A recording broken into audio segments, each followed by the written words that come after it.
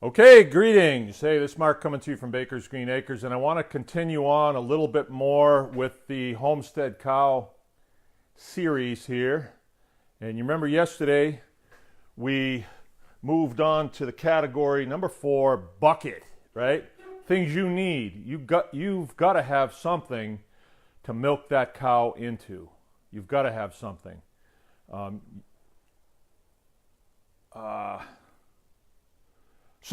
I showed you, while we were doing this, I showed you our surge milker, right? And, it's 1920s technology. Didn't even exist in this part of the country until the 40s when they had rural electric put in. So it's old stuff, but it's still around, and if you're going to only milk one cow, it's a great idea. Surge milker. There's several other types out there. That just happens to be the one that I have. All right. We have some other components as well. I'm going to show you one of them right there. That's a churn. That is a separator, a cream separator. So there's a lot to it on how you operate it, but you can you can put your milk in there and it will separate the milk from the cream. All right. And then the cream, you use that to make all kinds of really cool stuff like butter and other fun things. And cream is actually nice to have in the fridge if you're going to drink coffee and you want to put cream in your coffee. It's really nice. Especially Jersey cream is really outstanding. Okay, now another component. And again, I'm just going to show it to you. In order to get into the deep dive on this stuff, you have to be involved in the Homesteaders Guild, which will be starting up the second week in January 2019. All right, this is a churn. And it's got a little electric motor on top. And then we can fill this up with cream up to about here. Plug it in. Kind of want to put it someplace where you can keep an eye on it. And before you know it, you will have the nicest, yellowest butter you ever saw.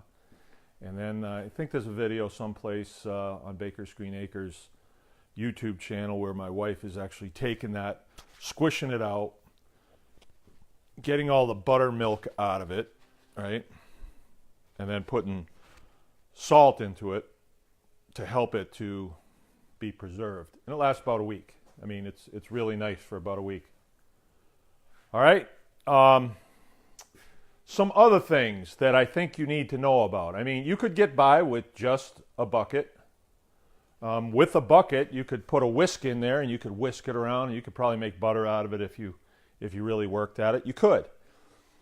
But again, what we're trying to do is we're trying to streamline this operation. We're trying to make it work better, more efficient, yield more, free up more of our time so we can go on to other things that we have to do on our homestead.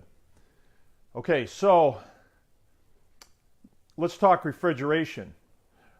This time of the year, I milked this morning, and then I set the jar of milk right outside the door. Oh, I want to talk about jars too. Hold on just a sec. I'm going to have to put the microphone over here, and I'm going to get a jar. I want to show you.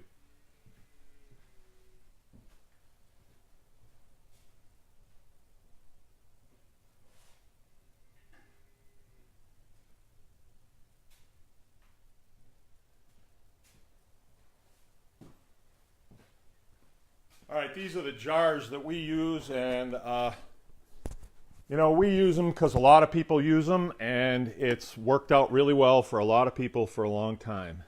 And you can get these online. They're about $6 a piece. Worth every penny of it.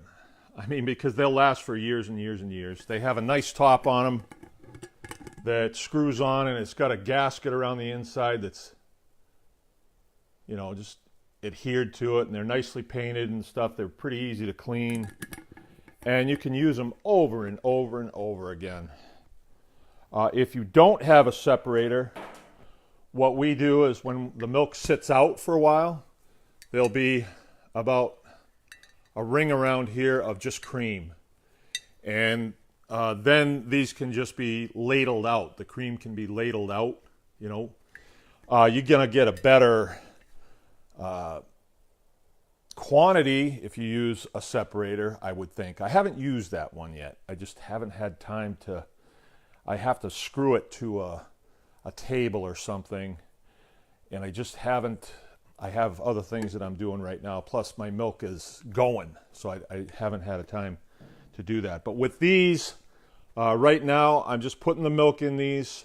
You can put a filter in here, just a round filter. We get them from the supply place, from where we get all the parts for our surge milker. And I mean, they're disposable. You just stick it in there. A lot of times when I look into the milk tank, into the surge milker, I don't see a speck. So I just pour it right in and I don't filter it. But every now and then, one of the inflations or the tit cups will contact the ground. And when that happens, sometimes you can pick up a piece of straw or something else. And usually when you pick up one thing, you picked up a couple of things. And so then I will definitely filter it. And I usually don't get very much out of it. So it's not something you have to do. On the top of these, you can use one of these, you know, just a dry erase whiteboard deal. And you can write on there, you know, the day. And you could write on there the date if you want to. But in our case, like our homestead, we don't have anything that goes more than a week. And then I'll assemble them on the table outside when it's not too cold. So the kids are coming out to get milk and they're getting the oldest one first, which will usually only be a few days. Right now my cow is giving me, last 2 days, she's only given me a gallon. And that's may be where she's going to level off, and that's fine. I mean, for my house, a gallon of milk is more than enough, you know. So let's see, what else do I have down on this category page?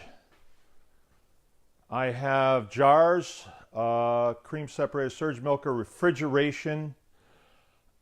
You know, milk has to be brought down to below, I would say, 38 degrees quickly. The quicker the better. We've noticed that if we leave milk in the shop here, a lot of times it gets to be up to 40, 50 degrees in here, and we let it cool down that way, it doesn't keep quite as long. So now I'm putting it outside, right? When it gets deep cold, I won't be able to put it outside because the jars will crack. It'll freeze and the jars will crack. And then we're going to have to take to putting it maybe inside, but on a windowsill in the shop here. And, you know, you can play with it. It doesn't have to be, and I don't want anybody to think, you know, if you go to drink some milk and it doesn't smell right, that if you did drink it, you would die. You know, they'd have you believe that, but that is not true at all. You know, with raw milk, it goes through many stages before it is completely unusable to a human being. And you know, the milk you get from the store, they've taken all this junk out of it, and then they put a bunch of junk back into it. It goes from drinkable to, you know, down the drain. And there's really no in between. As soon as it gets bad, it's bad. Right? But this stuff, there's a lot of stages, and I'm not going to go into that. That would be more my wife's forte, all the stages of raw milk. You know, we seem to think that milk is either good or it's bad. Well, it's good for what you want to use it for, you know, and it might be bad if you just want to have cookies and milk. It might be bad for that, but milk that has soured is great for baking. I mean, it's better than fresh milk for baking. Okay, so there we are. It's not an inclusive list. And again, you know, I used bucket as the heading because I just wanted to get the point across that there is definite needs, But as we get into our homesteading operations, we can hone these processes to make them cooler and higher speed and neater. And you may want to go with an app for your phone, to do your milking. That's fine with me. That's fine. If you want to, I'd love to see that. But I prefer to keep things as simple as, not as possible, but as simple as they can be and still be fully functional and free up as much time for me as possible. Okay, that was a phone call, and whenever I hit the decline, that person's going to call back. So I'm going to end this video here, and we'll pick it up the next time. Thanks.